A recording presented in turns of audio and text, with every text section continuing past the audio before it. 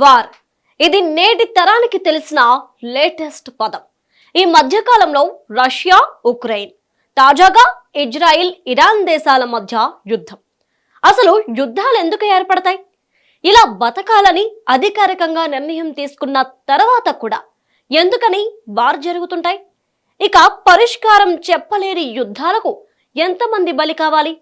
ఎంత రక్తం నేలపాలు కావాలి? నిరాశ్రయులకు దిక్కెవరు? అభాగ్యులను ఆదరించేవారు లేకపోతే ఇక బతుకెందుకు? ఇలా ఎన్నో భయంకర వాస్తవాలు కన్నీళ్లు తెప్పిస్తుంటాయి. గత 6 నెలల్లో అసువులు బాసేలా సాగుతున్న ఇజ్రాయిల్, పాలస్తీయుల మధ్య వివాదం ఎందుకొచ్చింది? వీరి మధ్య అగాధం ఎలా ఏర్పడిందో ఓసారి చూద్దాం.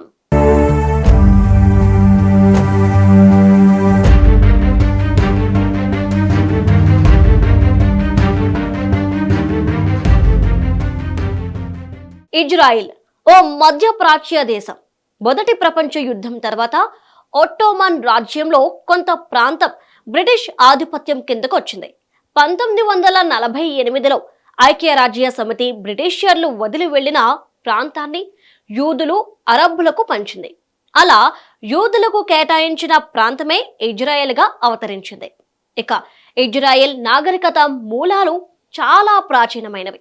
జనాభాలో 74% మంది యూదులు ఉండగా మిగిలిన 21% అరబ్బులు, 4% ఇతరులు ఉంటారు. జెరూసలేం ఇజ్రాయిల్ అధికారిక కేంద్రం కాగా టెల్ అవీవ్ ఆర్థిక కేంద్రంగా ఉంది. ప్రధానమంత్రి, అధ్యక్షుడు హోదాలు 2 ఉంటాయి. అయితే ప్రధానమంత్రి పదవి కీ రోల్ గా ఉంటుంది. ఇజ్రాయెల్ చరిత్రను పరిశీలిస్తే అధికంగా పాలస్తీనాతో పాటు పొరుగునున్న అరబ్ దేశాల సంఘర్షణలతో ముడిపడి ఉంటుంది. దీంతో సైనిక శక్తిని పెంచుకోవడంలో ఇజ్రాయెల్ కీలకంగా వ్యవహరిస్తోంది. అందుకు తగ్గట్టుగానే ఆర్థిక వనరులు, సాంకేతిక నైపుణ్యంలో కూడా ముందు చూపుగా వ్యవహరిస్తుంది. ప్రధానంగా ఇజ్రాయెల్ దేశంలో జెరూసలేం సమస్య, పాలస్తీనా శరణార్థులు, వారి వారసులు, పాలస్తీనా భూభాగాలలో యూదుల సెటిల్మెంట్లు, ఇస్లాం సాయుధ గ్రూపు దాడుల శాంతి స్థాపనకు ప్రధాన అడ్డంకిగా ఆ దేశానికి మారాయి. ఇక్కడే మనం ఒకటి గుర్తించాలి. యూదులు, అరబ్బులు, క్రైస్తవుల గురించి ముందుగా మనం తెలుసుకోవాలి. యూదులు అనే మతం అత్యంత ప్రాచీనమైనది. వీరిని జుడాయిజంగా కూడా పిలుస్తారు. క్రిస్టియన్స్ దైవంగా కొలవబడే యేసు పుట్టింది యూదు మతస్థురాలైన మరియమ్మకు. అయితే తండ్రి లేకుండా బిడ్డ పుట్టిన కారణంగా మరియమ్మను యూదులు నీచంగా చూసేవారట. దీంతో తల్లితో పాటు యేసుకు కూడా సరైన గౌరవం ఉండేది కాదు. యేసు బోధనలు సైతం యూదులు వ్యతిరేకించేవారట. యెహోవాను యూదులు కూడా కొలుస్తారు. అయితే యేసు మాత్రం తాను యెహోవా దూతగా చెప్పేవారట. దీంతో క్రిస్టియన్స్ యేసు బోధనలు నమ్ముతారట. యేసును యూదులు వ్యతిరేకించడంతో పాటు ఆయన్ను సిలువకు వేలాడదీసి చిత్రహింసలకు గురి చేసేవారని చరిత్ర చెబుతుంది. యేసు మరణానికి యూదులు కారణమంటూ క్రిస్టియన్ల మనసులో బలంగా నాటుకుపోతుంది. దీంతో ఇరు మతాల మధ్య ద్వేషాలు తారాస్థాయికి చేరుకున్నాయన్నది వాస్తవ పరిస్థితి. ఇలా మతాల మధ్య ఏర్పడిన వివాదానికి ఇజ్రాయెల్ దేశ రాజధాని జెరూసలేంకు ముడిపడి ఉంది. మక్కా, మదీనా తర్వాత కీలక పుణ్యస్థలంగా ముస్లింలు భావించే ప్లేస్ జెరూసలేం. ఎందుకంటే మక్కా నుండి మహమ్మద్ ప్రవక్త జెరూసలేంకు తీసుకెళ్లిన తర్వాత ఆయన స్వర్గానికి చేరుకున్నారని ఖురాన్, ఇస్లాం మతాలు ఘోషిస్తున్నాయి. అందుకు తగ్గట్టుగానే ప్రాచీనమైన అల్ అక్సా మసీదు జెరూసలేంలో ఉంది. దాన్ని ఆనుకొని ఉన్న వెస్ట్రన్ వాల్ ఉంటుంది. పవిత్ర ప్రదేశంగా గుర్తింపు పొందడంతో ప్రపంచం నలుమూల నుండి ఆ వాల్ను తాకేందుకు యూదులు వస్తుంటారు, ప్రార్థనలు చేస్తుంటారు. గోడకు ప్రార్థనలు ఏంటని కూడా మీకు డౌట్ రావచ్చు. ఇందుకు కూడా ఓ గాథ ఉంది. గతంలో అరబ్బులు ఇజ్రాయిల్ మీద దండయాత్ర చేసిన సమయంలో యూదులు పవిత్ర స్థలాలను ధ్వంసం చేశారట.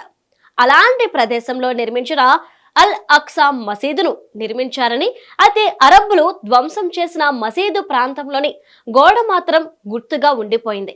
పుణ్యస్థలంలో విలువైనదిగా భావిస్తూ భగవంతుని ప్రార్థిస్తుంటారు. ఇక్కడే ఇటు యూదులు అలానే అటు అరబ్బుల మధ్య మరింత వైరం పెరిగింది. వెస్ట్రన్ వాల్ ను కూల్చాలని ముస్లింలు భావిస్తున్నారని యూదులు అల్ అక్సా మసీదును స్వాధీనం చేసుకోవాలని యూదులు ప్రయత్నిస్తున్నారని అరబ్బులు భావిస్తుండటంతో వ్యవహారం ఏళ్లగా యుద్ధ వాతావరణాన్ని తలపిస్తోంది. సమస్యాత్మక ప్రాంతంగా తయారైంది. ఇదే జెరూసలేంలో క్రిస్టియన్లు దైవంగా కొలవబడే చర్చ్ ఆఫ్ ద హోలీ సెల్చర్ కూడా ఉంది. అలానే అటు అల్ అక్సా మసీదుకు ఇటు చర్చ్ కి మధ్య ఉన్న గ్యాప్ కూడా 2 కిలోమీటర్ల దూరమే వ్యత్యాసం. యేసుక్రీస్తులో బోధనలు ఇక్కడే జరిగాయని, ఆయన్ను సిలువ వేసిన ప్రాంతం కూడా హోలీ సెల్చర్ అని, ఇందులోని యేసు మరణించారని క్రిస్టియన్లు నమ్మకం. దీంతో ప్రపంచం నలుమూలల నుంచి క్రిస్టియన్స్ పవిత్ర church of the holy sepulchre దర్శించుకుంటారు. ఇలా జెరూసలేం యూదులు, అరబ్బులు, క్రిస్టియన్ల పవిత్ర దైవాలకు కేర్ ఆఫ్ గా నిలిచింది. 16వ శతాబ్దం వరకు ఇజ్రాయెల్ను రోమన్లు పరిపాలించేవారు. వారి సమయంలో అత్యధికంగా యూదులు క్రిస్టియానిటీ పుచ్చుకుంటారు. అలా ప్రపంచ వ్యాప్తంగా క్రిస్టియన్ మతం ప్రాచుర్యం పొందింది.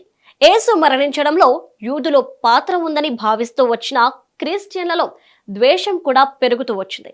దీంతో యూదులను చిన్నచూపులు చూడడం, హింసించడం వంటి చర్యలను ప్రారంభించారు. వారి చేష్టలను భరించలేని యూదులు వారికి దూరంగా ఉండేందుకు ఇష్టపడ్డారు. జెరూసలేం నుంచి మరొక ప్రాంతాలకు తరలిపోయే వారి సంఖ్య కూడా బాగానే పెరిగిపోయింది. అనూహ్యంగా 1630లో రోమన్ సామ్రాజ్యం అరబ్బుల సొంతమైంది. ఆ క్రమంలోనే ఇజ్రాయిల్ కూడా అరబ్బుల చేతికొచ్చింది. ఆ సమయంలో ఇజ్రాయిల్లో ఉన్న యూదులు యూరప్కు వలసబాట పట్టారు. అయితే అక్కడ కూడా క్రిస్టియన్ల నుంచి అవమానాలు, చేదరింపులు రావడంతో అక్కడి ప్రభుత్వం యూదులను వలసదారులుగా గుర్తించింది.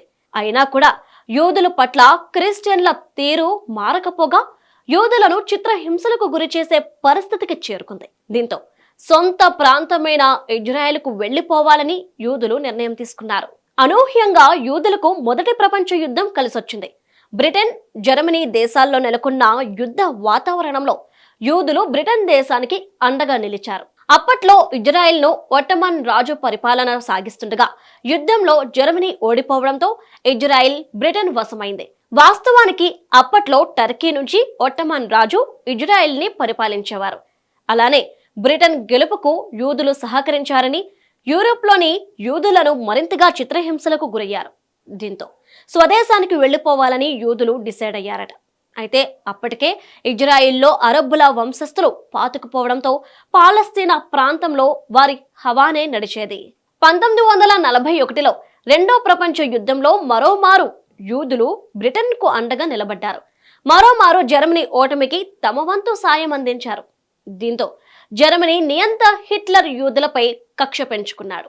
వారిని ఊచకోత కొయ్యడం ప్రారంభించాడు. దీంతో యూదుల మరణాలు లక్షల్లో చేరుకున్నాయి. చివరకు తమను రక్షించుకునే ప్రాంతం పాలస్తీనాగా గుర్తించిన యూదులు స్వప్రాంతానికి వలసలు మొదలుపెట్టారు. దీంతో యూదులకు అరబ్బుల మధ్య అగాధం మరింత పెరిగి దాడులు చేసుకునే స్థాయికి చేరుకుంది. దీంతో యూదులకు కూడా ఓ దేశముంటే బాగుంటుందని చాలా దేశాలు గుర్తించాయి. అదే సమయంలో మొదటి, రెండో ప్రపంచ యుద్ధంలో తమకు అనుకూలంగా ఉన్న యూదులకు శాశ్వత పరిష్కారం చూపాలన్న దిశగా బ్రిటన్ ఆలోచించింది. ఐక్యరాజ్య సమితి ముందుకు సమస్యను తీసుకెళ్లింది. దీనిపై 11 దేశాలతో ఓ కమిటీ వేయడంతో యూదుల సంతోషానికి అవధులు లేకుండా పోయింది. పాలస్తీనాకు వెళ్లిన కమిటీ సభ్యులు వాస్తవ పరిస్థితిని క్షుణ్ణంగా తెలుసుకున్నారు. పాలస్తీనాను 2గా విభజించాలని నిర్ణయానికి వచ్చారు. దీంతో ఇజ్రాయెల్ను యూదులకు, పాలస్తీనాను అరబ్బులకు ఇచ్చేలా ప్రతిపాదించారు. అయితే మతపరంగా ఇబ్బందులు తలెత్తకుండా ఉండేలా జెరూసలేంను మాత్రం ఐక్యరాజ్య సమితి ఆధీనంలో ఉంచుకునేలా నిర్ణయించారు. అయితే ఆ తీర్మానాన్ని అరబ్బు దేశాలు ఖండించాయి. కానీ ఐక్యరాజ్య సమితి చేసిన ఓటింగ్లో మెజారిటీ దేశాలు యూదులకు అనుకూలంగా ఓటు వేయడంతో 1948 మే 14న యూదుల దేశంగా ఇజ్రాయిల్ అనే ముద్ర అధికారికంగా పడింది.